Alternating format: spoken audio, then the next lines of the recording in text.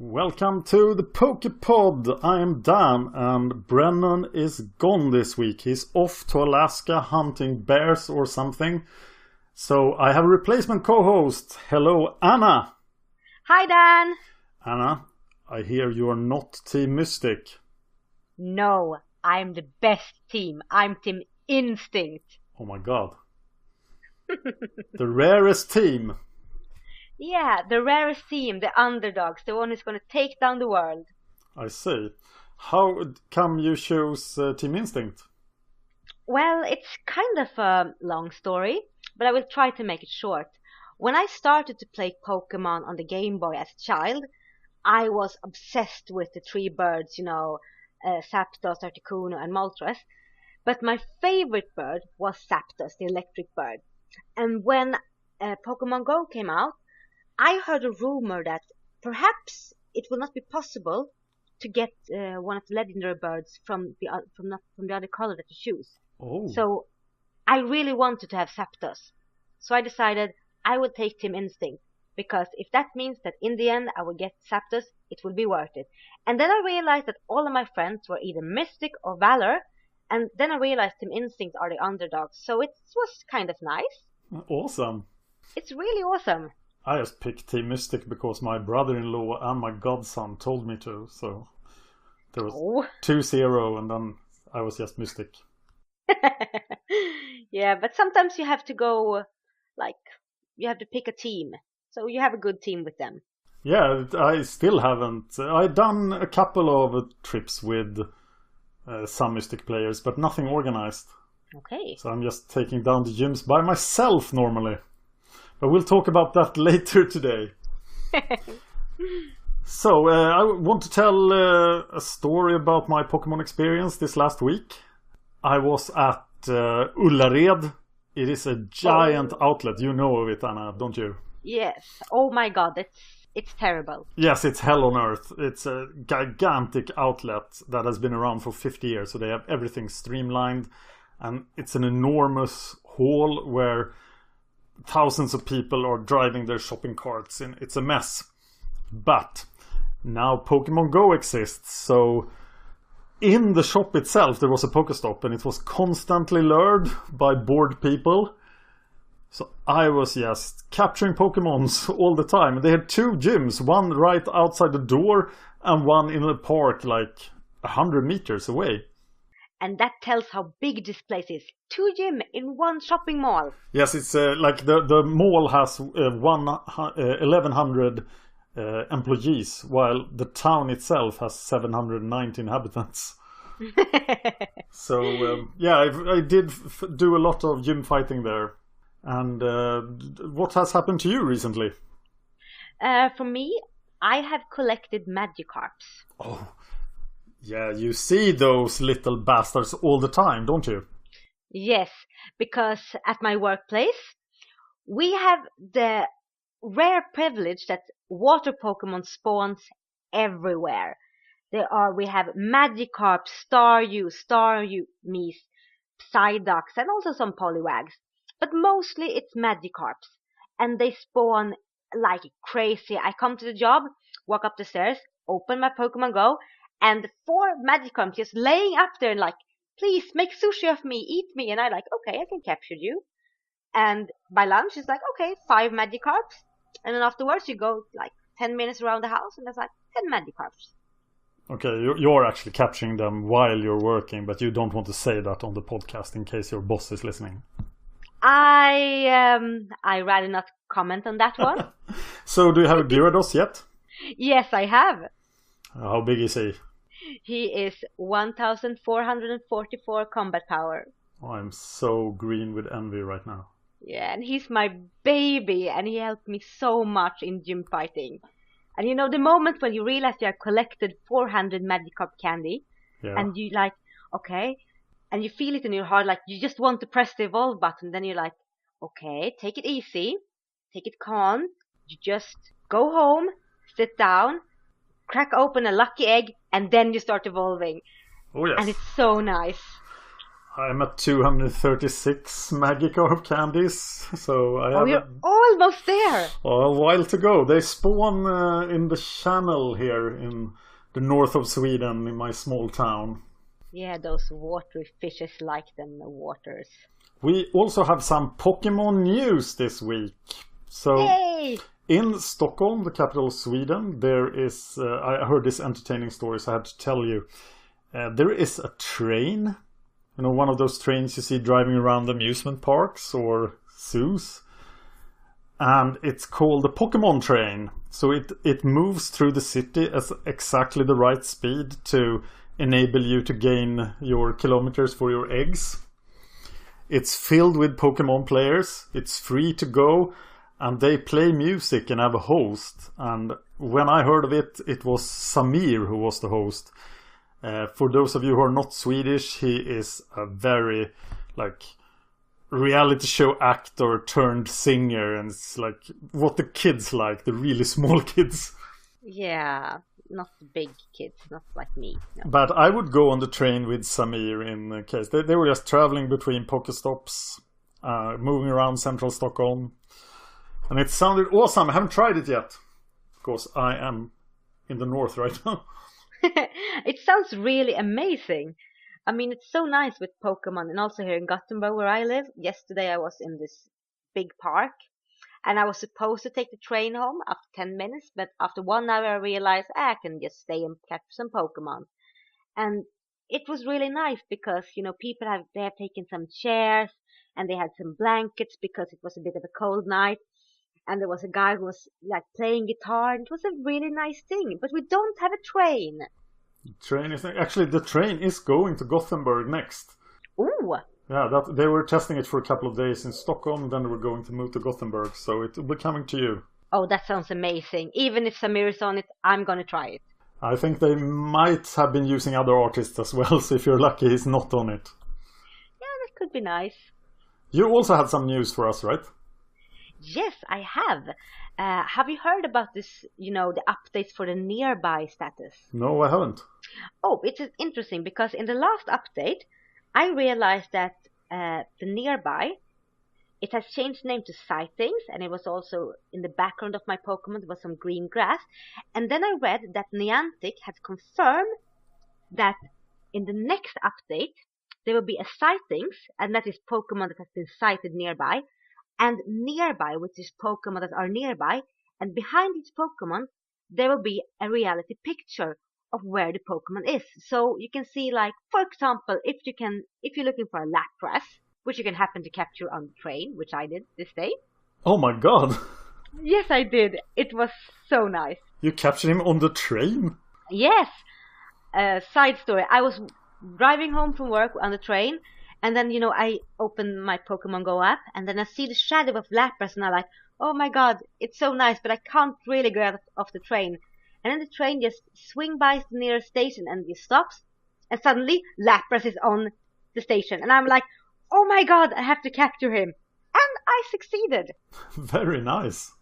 Yes, but in this new update for the app, it is so if you see a Lapras, you will not only see the shadow of it, you will see a picture behind it of the exact location in the real life world where Lapras is. That really means that you get an advantage if you are playing Pokemon Go in areas you know well, so you will recognize the place. Exactly. And it's so great because one of the big things that has bothered me with Pokemon Go is the lack of the nearby function that was said to be so great, and then it didn't work, and then it disappeared. Yeah. And so now, if the next update will contain this, I will be able to see a picture of this Pokemon, it's kind of 3 blocks from here by the red car. And I can just run around looking for the red car and I know the Pokemon will be there. It will be great. Yeah, that will be really helpful. Yes. I also caught a Lapras in the wild, but I already had one from a 10-kilometer egg. But you can never get too many Lapras, can you? I went to this church on a hill in Stockholm. It's in a really remote, residential area where nobody that doesn't live there is ever. And I saw the church had a Pokestop, so I took the bike. I was out biking. And I went up there, and there was Lapras right in front of the church. As a gift from the Lord. And such a welcome gift. I really like Lapras. One of my favorite Pokemons all time. Definitely. He's now my third biggest Pokemon. Oh. After Snorlax and my evolved Eevee, Vaporeon. Oh, Vaporeon is nice. It turns out really that the big Pokemons are much better if they evolve from something common. So it's not hard to power up the Vaporeon, but it's super hard to power up the Snorlax. Yeah, because Snorlax doesn't evolve from anything. It just lies there and is very tired and big. Yeah, and the only way to find the Snorlax candy is to find another Snorlax. Yeah, and Snorlax are kind of rare. I had a colleague who was running around outside work trying to look for a Snorlax. And she didn't find it. It was kind of sad. It looks great sitting on top of gyms. Yes. I've noticed that just when you go around looking for gym. Yep. Very many gyms here in Gothenburg are red and blue, and a lot of them are controlled by a Snorlax. Yes, he's a pretty good fighter. Hard to take down. But the strategy piece this week will be attacking gyms. That sounds great. I know a lot of casual Pokemon Go players who are like, that gym business sounds hard. I don't want to do that. I just want to go around and collect stuff. Yeah, I thought so too, actually, because when I started to play, I was just like, I'm going to collect all the Pokemon. Gyms are not for me. And then I started to attacking gyms, and it was the best thing I've ever done. It's fun. So the reward for taking a gym will start at the reward level. You have a button in your shop. If you've taken one gym, if you have a Pokemon in a gym, you can put the Pokemon there as well if your team already controls it. But the gym is controlled by a team.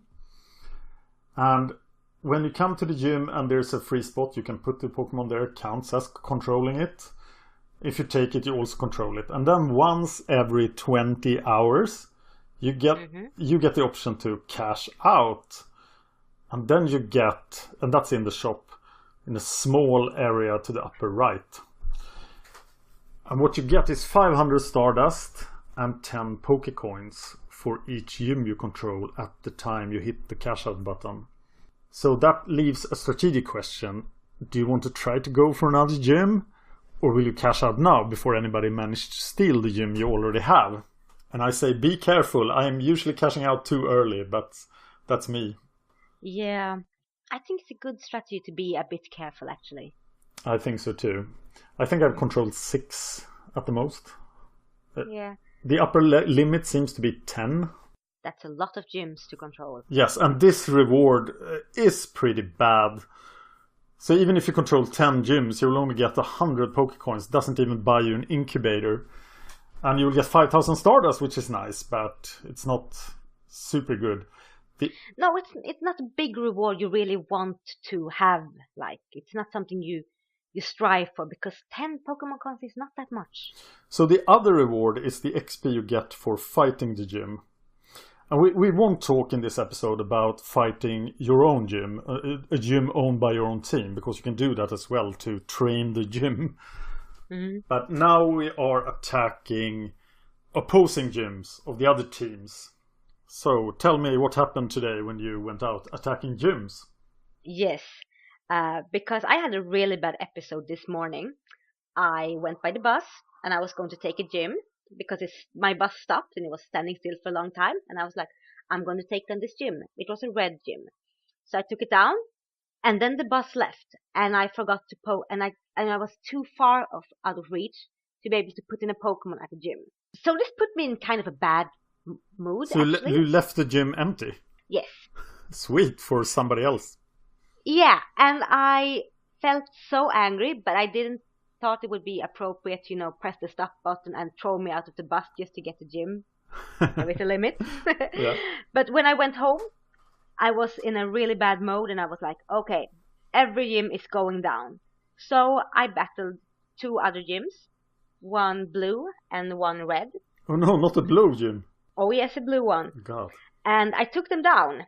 So I think it was in the blue gym, it was 2 Pokemons, kind of big. Yeah. And the red one, it was 3.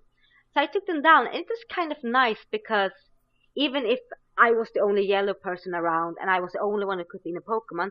It was nice to put down their XP, the gym's XP for another team. Yes. So for me, it was kind of nice because playing as Team Instinct and as an underdog, not many yellow teams around in Gothenburg, it is nice to be able as a single person take down a gym that I see it as 3 or 4 persons that really stuck their Pokemon in. It's a nice one. Let's talk about how the gym attacks works. So the gym has a level. Yes. It's normally like 2 to 10 or 1 to 10 even. But yeah, I run into mostly 2 to 4 gyms where I am biking.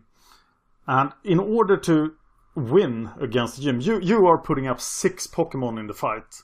So you are heavily favored as the attacker. And what you need to be able to do is to beat down all of the Pokemons in the gym to reduce it 1 level.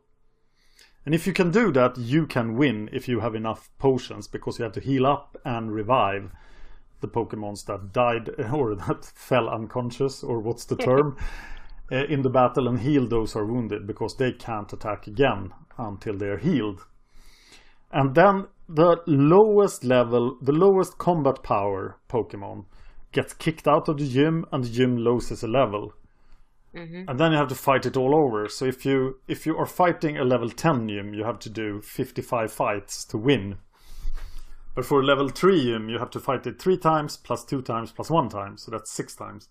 But as you are attacking with 6 Pokemon, it's very easy to take down a level 3 or 4 gym by yourself. And if you are in teams, then if you have brought your friends along with you, then it's super easy to take down gyms. Yes. So what, in the fight itself, I know you can dodge. Do you ever dodge? No, I just go heads on. There seems to be some sort of sign you should look for, and then you should dodge. I never dodge, I just smash. Yes, smash everything. And then you see those little bars to the upper left for your Pokemon for his special attack. And I hit those by holding in the thumb on the screen, pretty much. And then the special attacks goes off, and you should do that as soon as you can. The basic attacks you just hit as quickly as possible, and to favor the attacker even more, you are able, if you click quickly enough, to hit much faster than the defending Pokemon will hit you with its basic attacks. Meaning that with like 500 Pokemons, you could take down a gym held by 3 1000 CP Pokemons quite easily. It is quite easy. I'm actually a bit disappointed that you can't be more specific with your attacks. How do you mean? Yeah, but in the Game Boy, and you can choose a different attack. You have lots of attacks, and you get more attacks when you power up. And some attacks are better to use against some types of Pokemon, and you can't be that specific when you go in Pokemon Go. And it's kind of disappoint me a bit, because I like the strategic thinking that was in the Pokemon Game Boy. Yeah, the only thing you can do is like you see that the first thing you're facing is a Vaporeon, then you should put up a Pokemon who has good types against Vaporeon. But this is pretty much unnecessary. You just fight them with your biggest Pokemons, and it tends to work. Yes, exactly. It's like, you just bash them. You just hit them until they fall unconscious. I also noted Not so one thing, much. that you have to stand pretty close to the gym to fight it. Yes. So you see all the other people that are there. Yeah, and you have to think a bit strategic, because sometimes it is worth waiting for like a group of people to take down the gym, and then really quick, and then you see like what kind of Pokemon do they have, and perhaps they're easier to battle than the ones that were just holding the gym. So sometimes it could be easy. It could be more strategic to just wait and see, especially if you're a single fighter. Yeah. And there is a small moment of time when after you won the gym fight and you are going to put your Pokemon in there, you should keep the Pokemon you want to put in the gym outside of the fight, because you don't want to spend the time healing him or her or it before putting it in, because between the time when you win and when you put in the Pokemon, somebody else can put a Pokemon in the gym. Yeah, and I don't like that. That is cheating. They gain nothing from this. Except if they cash out then 500 Stardust and 10 Pokecoins immediately. Because you can just beat down this single Pokemon or 2 Pokemons again and gain more XP. So you are actually the one benefiting from this as the attacker. But it feels kind of bad that somebody poached your gym. Yeah. But I had at the Ullared situation at that gigantic outlet, we had the red team was putting in like 2 Pokemons every time we took the gym. And we let them. We just waited like 10 seconds. And then we beat them down again for more XP. So they were kind of helping us farm the gym. That's kind of good, but at some point I would get really irritated about it. Sometimes you also see that this gym is going down immediately after I've conquered it. You see this other team physically there and they will attack the gym. So then you can do the carping thing. Have you heard of carping? No, actually not. So what you do is that you have to save a 10 CP Magikarp. And then you just put that in the gym to show that you don't care.